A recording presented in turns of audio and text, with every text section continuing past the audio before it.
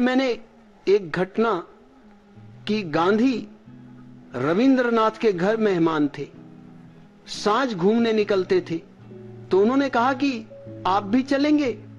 रविंद्रनाथ ने कहा कि रुके, मैं थोड़ा बाल संवार लूं।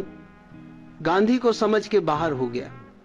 स्वाभाविक, इस बुढ़ापे में बाल संवारने की बात बेहुदी मालूम पड़ सकती है, किसी भी साधु को पड़ेगी, लेकिन कोई और होता तो गांधी तत्काल उससे कुछ कहे होते।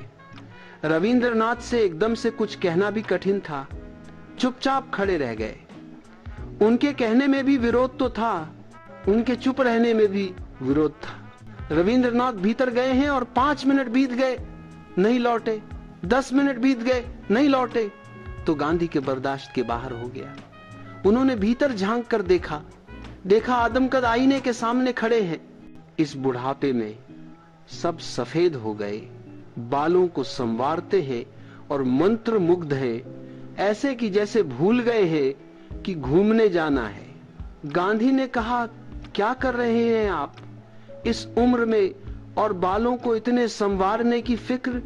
रविंद्रनाथ मुड़े, उनका चेहरा जैसे समाधिस्थ था। उन्होंने कहा, जब जवान था तो बिना संवारे चल जाता था, जब से बूढ़ा हो गया हूं तब से बहुत संवारना पड़ता है।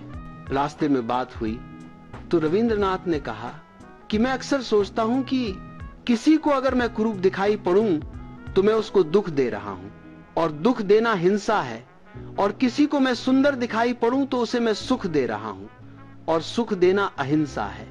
शायद ही कभी किसी ने सोचा हो कि सौंदर्य में अहिंसा भी हो सकती है। रविंद्रनाथ कह रहे हैं, जब मैं किसी को सुंदर दिखाई पड़ता हूं तो उसे सुख दे रहा हूं, और सुख देना अहिंसा है, और जब मैं कुरूप दिखाई पड़ता हूं तो मैं दुख दे रहा हूं, और दुख देना हिंसा है। तो रविंद्रनाथ कह रहे हैं कि मेरी नैतिकता मुझसे कहती है कि मैं सुंदर दिखाई पड़ता रहूं। मरते अंतिम क्षण तक प्रभु से एक ही प्रार्थना है कि मैं क्रूप न हो जाऊं, मैं असुंदर न हो जाऊं।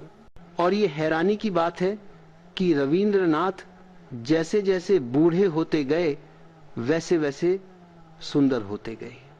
मरते वक्त बहुत कम लोग इतने सुंदर होते हैं जितने रविंद्रनाथ थे, और रविंद्रनाथ को मरते वक्त देखकर कोई कह सकता था जैसे हिमालय के शिखर पर बर्फ आ जाए, ऐसे उनके चेहरे पर वो जो बुढ़ापे की सफेदी और सफेद बाल आ गए थे, उन्होंने जैसे कि श्वेत हिम से उन्हें ढंक दिया हो। वे जैसे गौरी शंकर